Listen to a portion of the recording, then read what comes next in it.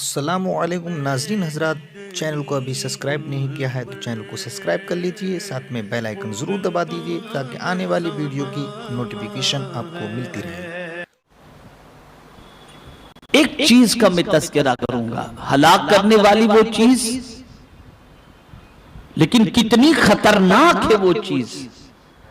اگر اس چیز کو اور اس گناہ کو امت مسلمہ کے اندر تلاش کیا جائے، حالانکہ تلاش کرنے کا حق تو نہیں ہے، ہر آدمی اپنے اندر اس بارے میں اس جرم کو تلاش کرنے کی کوشش کرے تو اللہ ماشاءاللہ تقریباً لوگ اس بیماری کے اندر گرفتار آپ کو نظر آئیں گے۔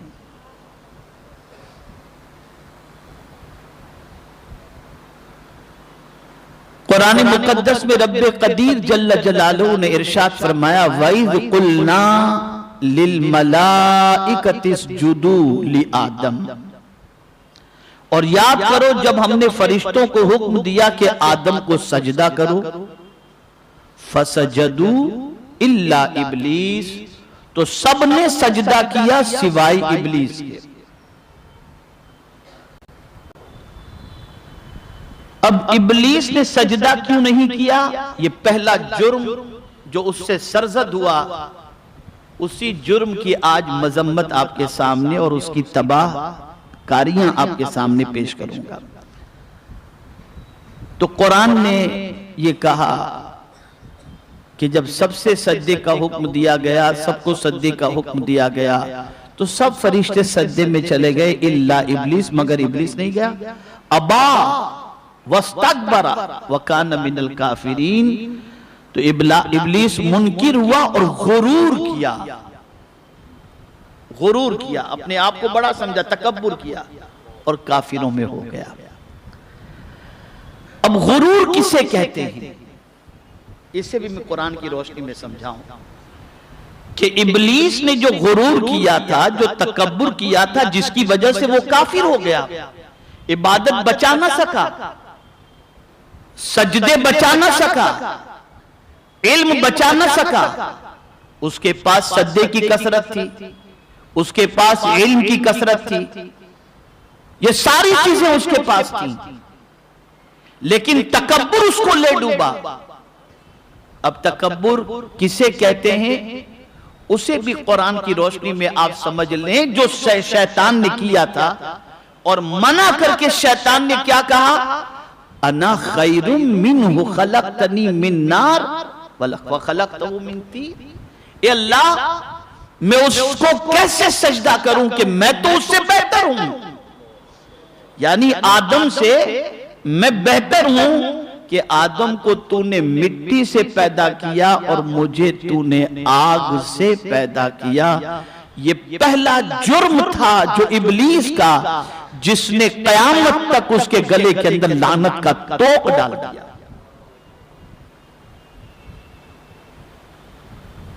تو تکبر یہ ہے کہ آدمی اپنے آپ کو دوسرے سے بہتر سمجھے اور دوسرے کو حقیر سمجھے۔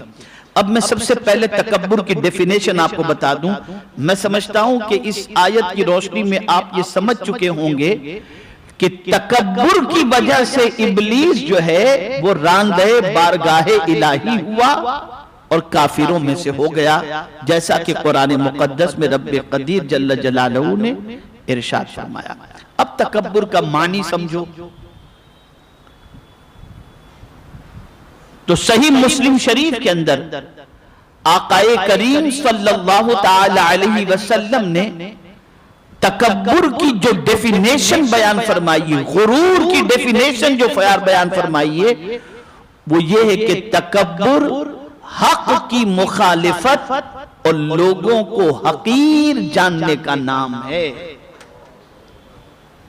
یعنی اگر کوئی شخص حق کی مخالفت کرے، یعنی اللہ اور اس کے رسول کے فرمان کی مخالفت کرے اور لوگوں کو حقیر جانے، ارے کیا ہے کچھ بھی نہیں،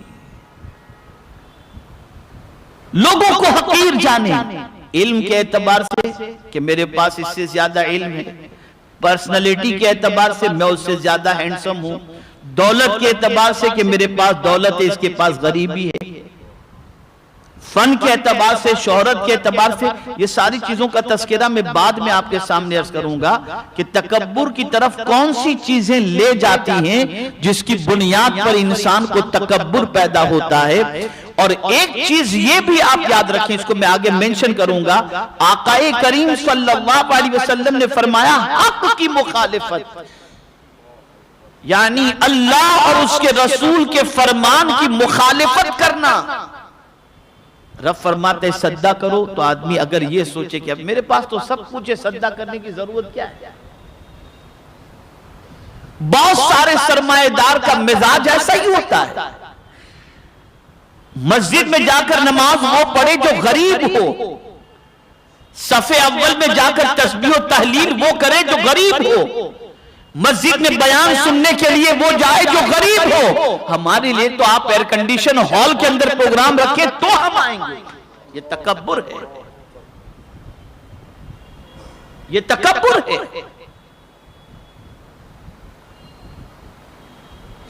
رسول گرامی وقار صلی اللہ تعالی علیہ وسلم نے ارشاد فرمایا تکبر حق کی مخالفت اور لوگوں کو حقیر جاننے کا نام ہے۔ اور امام راغب اصفہانی رحمت اللہ تعالی علیہ نے تکبر کی ڈیفینیشن یہ بیان فرمائی کہ تکبر یہ ہے کہ انسان خود کو دوسرے سے بہتر سمجھے، دوسرے سے بہتر سمجھے۔ اور اسی طریقے سے تہذیب الاخلاق میں ابو عثمان نے جو تکبر کی تعریف فرمائی ہے وہ سننے کے لائق ہے اور سمجھنے کے لائق ہے۔ آپ ارشاد فرماتے ہیں کہ تکبر اسے کہتے ہیں کہ خود کو بڑا سمجھنا، اپنے اندر موجود خوبیوں کو اچھا جاننا اور لوگوں کو گھٹیا اور کمتر جاننا، اور جس کے آگے تواضع کرنا ضروری ہے اس کے سامنے خود کو بڑا ظاہر کرنا تکبر ہے۔ ماں باپ کے سامنے خود کو کمزور سمجھو، ان کے سامنے بازوؤں کو بچھا کے رکھو، استاد و شیخ کا احترام کرو، بڑوں کا احترام کرو۔ آقا کریم رؤوف الرحیم علیہ التحیۃ والتسلیم نے ارشاد فرمایا من لم یرحم صغیرنا ولم یوقر کبیرنا فلیس منا، جو چھوٹوں پر شفقت نہیں کرتا، بڑوں کا احترام نہیں کرتا، سرکار فرماتے وہ ہمارا ہے ہی نہیں، وہ ہمارا ہے ہی نہیں۔ آپ کو اللہ نے بڑا بنایا ہے، چھوٹوں پر شفقت کریں، اور آپ کو اللہ نے چھوٹا بنایا ہے تو آپ بڑوں کا احترام کریں۔ اگر یہ نہیں کرتے تو سب کے تو ہو سکتے ہیں، مصطفیٰ پیارے کے نہیں ہو سکتے۔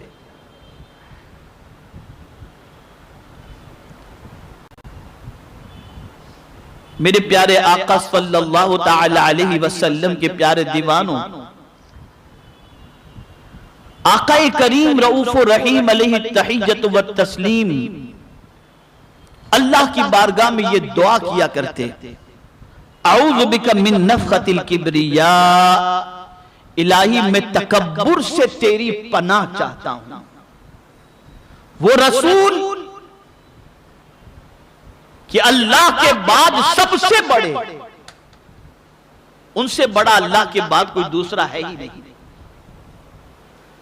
علم کے اعتبار سے کہیے، عمل کے اعتبار سے کہیے، اخلاق کے اعتبار سے کہیے، مالک کے اعتبار سے، نعمتوں کے اعتبار سے، بعد از خدا بزرگ تو ہی قصہ مختصر،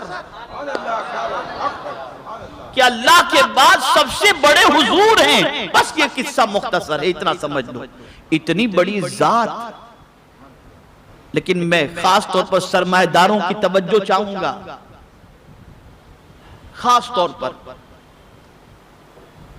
کہ ام المؤمنین حضرت عائشہ صدیقہ رضی اللہ تعالی عنہ فرماتی ہیں کہ رسول گرامی وقار صلی اللہ علیہ وسلم گھر میں تشریف لائے تو ایک روٹی کا ٹکڑا گھر میں نیچے پڑا ہوا تھا، تو آقا کریم صلی اللہ علیہ وسلم نے اس روٹی کے ٹکڑے کو اٹھایا، اسے صاف کیا اور سرکار نے تناول فرمایا۔ جب ام المؤمنین حضرت عائشہ صدیقہ رضی اللہ تعالی عنہ نے یہ دیکھا تو سرکار نے ام المؤمنین سے فرمایا عائشہ عزت والی چیز کی عزت اور احترام کرو ورنہ یہ چلی جاتی ہے تو پلٹ کر کے نہیں آتی. یعنی یہ روٹی کا ٹکڑا اس کا احترام کرو اس لیے کہ یہ اگر چلی گئی تو پلٹ کر کے نہیں آتی. آج سرمایہ داروں کے ہاں شادیوں کے اندر 35 ڈشیں ہوتی ہیں گٹر کے اندر ڈالا جاتا ہے اور بہت سارے غریب فقیر مسکین اسی ڈبے کے اندر سے چن کر کے کھاتے ہیں اور مالدار یہ تصور کرتا ہے اسی میں میری بڑائی ہے. یاد رکھو یہ بڑائی نہیں یہ تباہی کو دعوت دینا ہے بربادی کو دعوت دینے کے مترادف.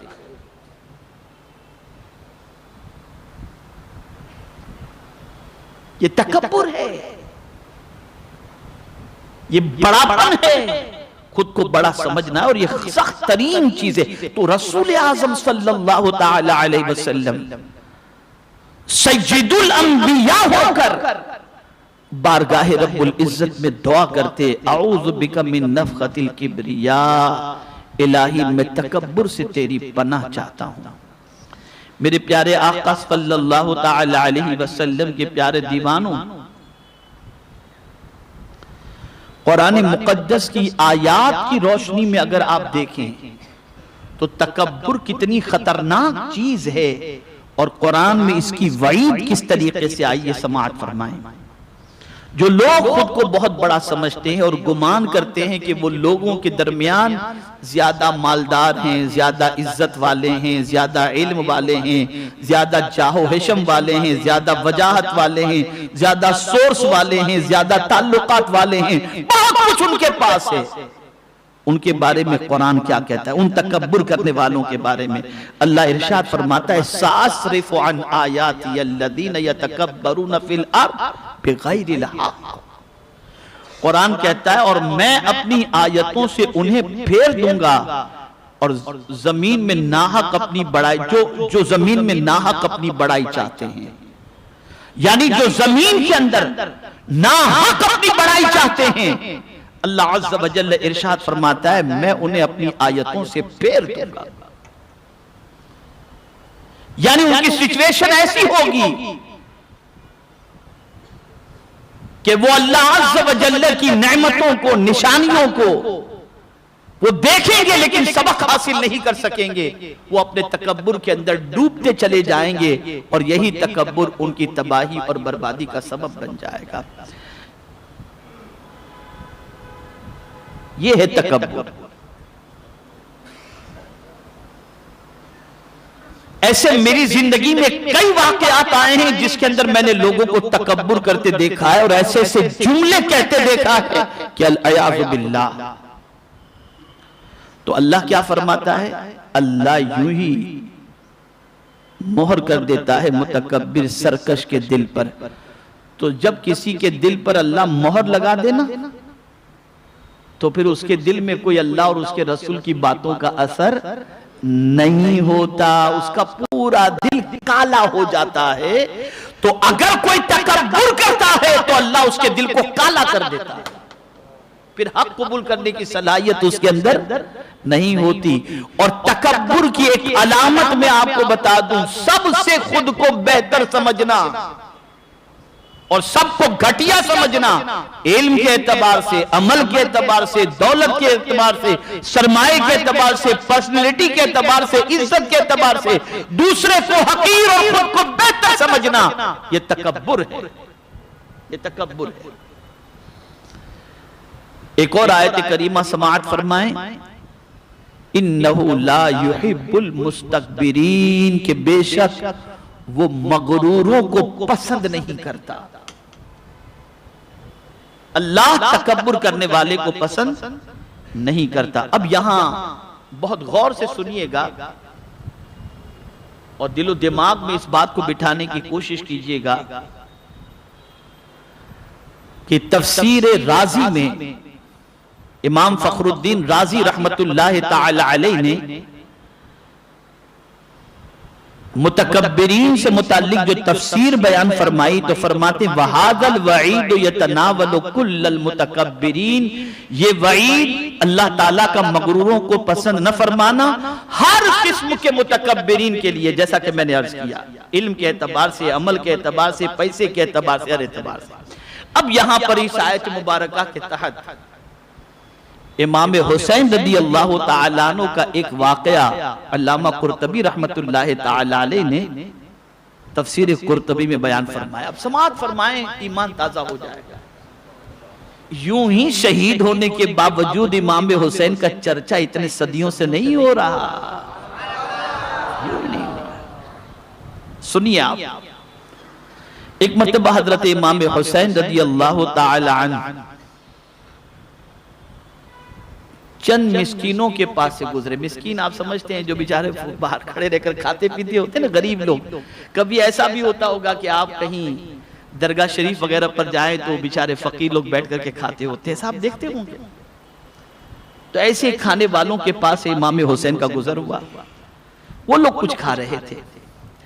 انہوں نے امام عالی مقام علی جدہ وعلیہ السلام کو دیکھ کر کے عرض کی، اے ابو عبداللہ آپ بھی تناول فرمائیں، آپ بھی تناول فرمائیں۔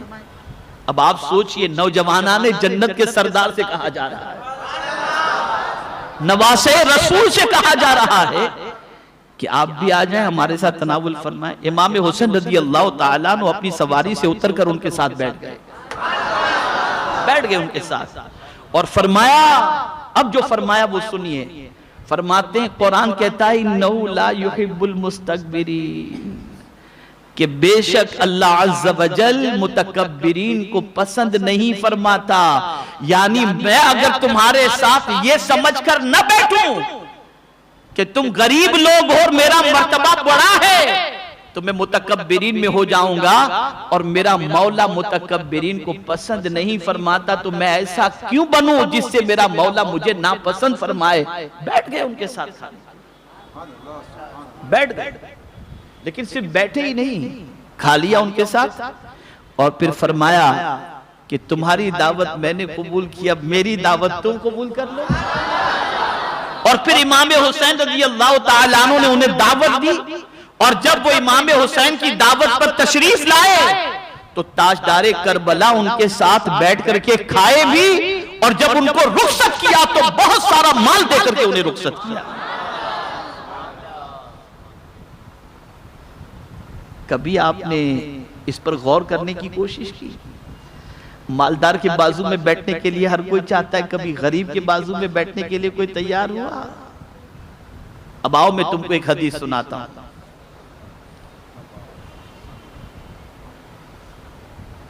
آقا کریم صلی اللہ علیہ وسلم کو اگر پانا ہے تو حضور کہاں ملیں گے؟ کہاں ملیں گے؟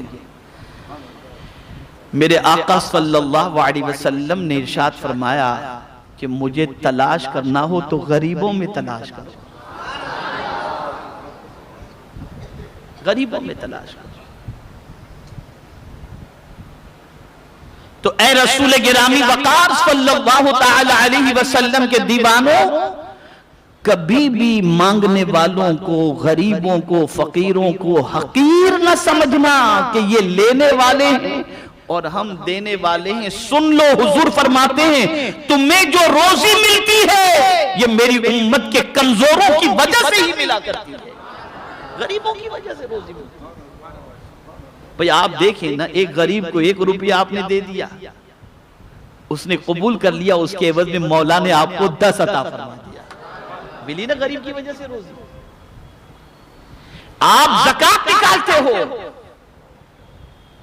آپ کا کروڑوں روپیہ زکوٰۃ غریب اگر وصول کر لیتا ہے تو محفوظ قلعے کے اندر آپ کا سارا پیسہ اس زکوٰۃ نکالنے کی وجہ سے ہو جاتا ہے۔ تو غریب کو زکوٰۃ دے کر آپ کا مال آپ نے محفوظ کر لیا، محفوظ کر لیا۔ کبھی کسی غریب کو، کسی پھٹے پرانے کپڑے میں لباس میں رہنے والے کو حقیر مت سمجھنا، بلکہ مجھے حضور کی ایک حدیث یاد آ رہی ہے۔ آقا کریم صلی اللہ علیہ وسلم فرماتے ہیں بہت سے بکھرے ہوئے بال اور گرد آلود چہرے والے ایسے ہیں کہ اگر خدا کی بارگاہ میں کوئی قسم کھا لے تو خدا ان کی قسم پوری کر دیتا۔ یہ ہے غریب۔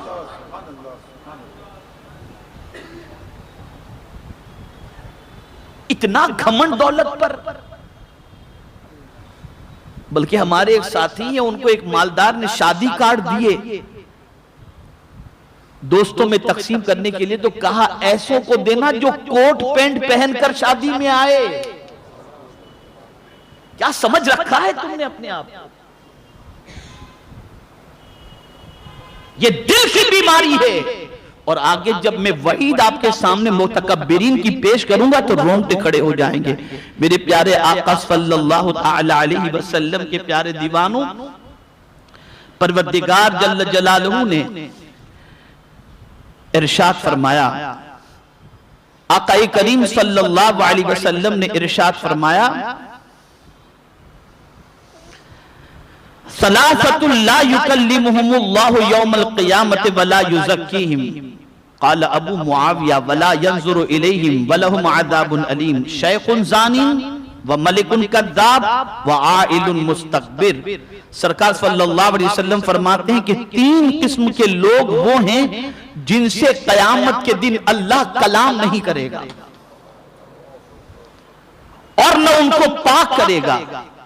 حضرت ابو معاویہ کی روایت میں یہ اضافہ ہے کہ نہ ان کی طرف نظر فرمائے گا، اور ان تینوں کے لیے دردناک عذاب ہے۔ بوڑھا زانی نمبر 1، جھوٹا بادشاہ اور متکبر فقیر۔ بہت سارے کنگال ایسے ہوتے ہیں جن کے پاس ہوتا کچھ بھی نہیں ہے، لیکن ڈینگے اتنی مارتے ہیں جیسے پورا سب کچھ انہی کے پاس موجود۔ ایسے اسے اللہ کلام نہیں فرمائے گا، نہ ان پر نظر رحمت ڈالے گا۔ اور رسول اعظم صلی اللہ علیہ وسلم نے ارشاد فرمایا، بہت زیادہ تکبر کی بات حضور نے نہیں فرمائی، وہ تو مذموم ہے ہی، مذموم ہے ہی، اس کی وعید تو اپنی جگہ پر، لیکن اب اس حدیث کو ہر آدمی سنے اور دل میں بٹھائے۔ آقا کریم صلی اللہ علیہ وسلم ارشاد فرماتے ہیں، جس شخص کے دل میں رائے کے دانے کے برابر تکبر ہوگا، اللہ اسے جہنم میں منہ کے بل اوندھا لٹا دے گا۔ رائے کے دانے کے برابر تکبر، رائے کے دانے کے برابر تکبر۔ اب یہ ارشاد سنیے اور پھر آپ محسوس کیجئے کہ تکبر کس کو جائز ہے اور کس کو ناجائز ہے۔ انسان اپنے آپ کو بڑا سمجھتا ہے، جس کے پیٹ کے اندر نجاست موجود ہے۔ انسان اپنے آپ کو بڑا سمجھتا ہے، اللہ نے اسے خوبصورتی عطا فرما دی، پیسہ عطا فرما دیا، وہ بھول جاتا ہے کہ جب پیدا ہوا تھا تو اس کے کان میں پہلے یہ بات بتائی گئی تھی، اللہ اکبر، اللہ اکبر، اللہ سب سے بڑا ہے، اللہ سب سے بڑا ہے، بڑا کوئی نہیں۔ اب بڑائی کس کے لیے؟ اللہ کے لیے، بڑائی صرف اللہ کے لیے۔ اسی کو میرے پیارے آقا صلی اللہ علیہ وسلم کے پیارے دیوانوں، حدیث قدسی ہے۔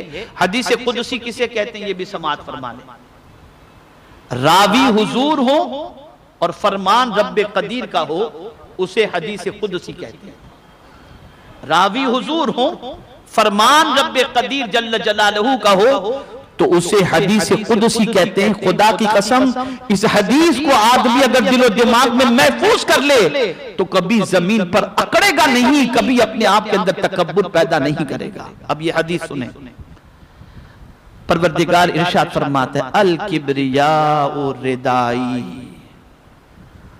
فمن نازعنی ردائی قسمتہ۔ اللہ ارشاد فرماتا ہے، کبریائی میری چادر ہے۔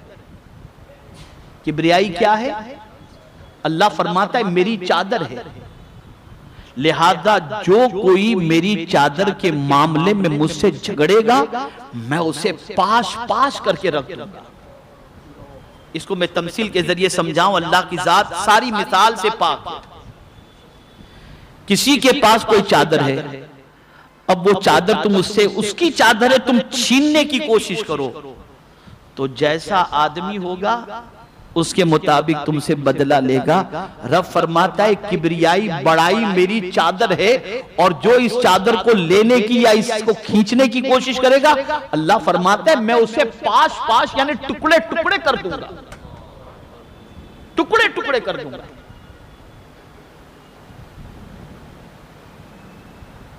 تو تکبر بہت ہی مذموم اور بہت ہی بری چیز ہے۔ میرے پیارے آقا صلی اللہ تعالی علیہ وسلم کے پیارے دیوانوں، اس لیے تکبر سے ہمیشہ بچتے رہنا چاہیے اور تکبر سے اپنے آپ کو ہمیشہ روکے رکھنا چاہیے۔ اسی لیے فرمایا گیا، آقا کریم صلی اللہ تعالی علیہ وسلم نے ارشاد فرمایا کہ متکبر جو ہوگا، تکبر کرنے والا جو ہوگا، اس کا حشر کس کے ساتھ ہوگا؟ تو آقا کریم صلی اللہ علیہ وسلم نے ارشاد فرمایا متکبر کا حشر تکبر کرنے کی وجہ سے تکبر کرنے والوں کے سردار مثلا فرعون، حامان، قارون وغیرہ کے ساتھ ہوگا، انہی کے جیسی سزا اسے بھی دی جائے گی۔ اور حضرت ایاس ابن سلمہ ابن اقوع اپنے والد سے روایت کرتے ہیں کہ رسول اعظم صلی اللہ علیہ وسلم نے ارشاد فرمایا آدمی تکبر کرتا رہتا ہے یہاں تک کہ اسے سرکشوں میں لکھ دیا جاتا ہے اور اس کا انجام وہی ہوتا ہے جو ان سرکشوں کا ہوا۔ فرعون نے خود کو بڑا سمجھا، تباہ ہو گیا۔ قارون نے خود کو بڑا سمجھا، ہلاک ہو گیا۔ حامان نے خود کو بڑا سمجھا، ہلاک ہو گیا۔ آج کیا پوزیشن ہے؟ دولت آ گئی، اقتدار آ گیا تو آدمی سب کو حقیر سمجھتا ہے اور یہ سمجھتا ہے میں جس طرح چاہوں گا چونٹی کے بل مسل دوں گا، چونٹی کی طرح مسل دوں گا، لیکن وہ بھول جاتا ہے کہ بڑا وہ نہیں، بڑا پروردگار ہے، معبود برحق ہے، پالنہار حقیقی ہے۔ اور میرے پیارے آقا صلی اللہ تعالی علیہ وسلم کے پیارے دیوانوں، اس آیت کو ہمیشہ کے لیے ذہن میں رکھو، ہمیشہ کے لیے۔ جب کبھی نماز کا خیال آئے، نماز کا وقت آئے اور آپ یہ سوچیں، میں نے دیکھا ہے بہت سارے دولت مندوں کو، بہت سارے سیاستدانوں کو، بہت سارے ایجوکیٹڈ کو کہ نماز کا وقت ہوتا ہے تو سچویشن یہ ہوتی ہے کہ سرمایہ دار نماز کے لیے تیار نہیں ہوتا، ہم مصلی بچھوا دے گا اپنے لیے، مولانا آپ پڑھ لیں ادھر، اپنے آدمی سے کہہ دے گا ذرا حضرت کے لیے مصلی بچھا دو، خود اپنی کرسی سے نماز کے لیے نہیں اٹھے گا۔ سیاستدان سوچے گا کہ میں نماز اگر پڑھوں گا تو پتہ نہیں میری پارٹی کیا میرے بارے میں گمان کرے، اور ایجوکیٹڈ یہ سوچتا ہے کہ میرے جیسا پڑھا لکھا آدمی بھی نماز پڑھے۔ تو ایسے لوگ کان کھول کر کے سن لیں کہ ان کے لیے میرے کریم کی طرف سے وعید کیا ہے۔ میرا مولا فرماتا ہے ان الذین یستکبرون عن عبادتی سیدخلون جہنم داخرین۔ اللہ ارشاد فرماتا ہے، اللہ اکبر، پروردگار جل جلالہ ارشاد فرماتا ہے کہ بے شک وہ لوگ جنہوں نے تکبر کیا، کس بات پر تکبر کیا؟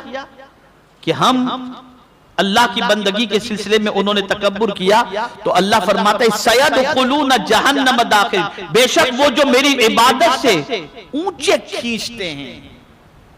ارے یار مولانا بس دعا کریں، جمعہ پڑھ لیتا ہوں، ٹائم نہیں ملتا، اور کھینچتے سمجھتے ہمیں کیا ضرورت ہے، اللہ کی بندگی سے خود کو کھینچتے ہیں۔ اب ان کے لیے قرآن کا عذاب کیا ہے؟ قرآن کی طرف سے اللہ کا عذاب، اللہ فرماتے ان قریب جہنم میں جائیں گے ذلیل ہو کر، ذلیل ہو کر۔ میں جب اس لفظ ذلیل پر غور کرتا ہوں تو قرآن کی بلاغت پر اور فصاحت پر قربان ہونے کو جی چاہتا ہے کہ یستکبرون کے مقابلے میں ذلیل آیا، اس لیے کہ آدمی خود کو بڑا سمجھ کر اللہ کی بندگی سے خود کو روک لیتا ہے۔ تو اے بڑے سمجھنے والے، آج تو خود کو بڑا سمجھتا ہے، لیکن مولا نے تیرے لیے عذاب کیا رکھا ہے کہ بڑا سمجھنے والا تو قیامت میں جہنم میں صرف جہنم میں نہیں جائے گا، ذلیل کر کے تجھے جہنم میں ڈالا جائے گا، ذلیل کر کے جہنم میں ڈالا جائے گا۔ تو تکبر بہت مذموم چیز ہے خدا کے لیے۔ کبھی کسی غریب کو، کبھی کسی کمزور کو حقیر نہ سمجھو، یہ نہ سمجھو بیچارہ غریب فقیر مسکین، نہیں، بلکہ میرے سامنے تو کبھی یہ حدیث آتی ہے تو رونگٹے کھڑے ہو جاتے ہیں۔ سرکار فرماتے ہیں مالداروں سے 500 سال پہلے غریب جنت میں چلا جائے گا، جسے تم کمزور سمجھ رہے ہو وہ تم سے پہلے جنت میں چلا جائے گا، تو حقیر نہ سمجھو۔ اب اور ایک حدیث سماعت فرمائیں۔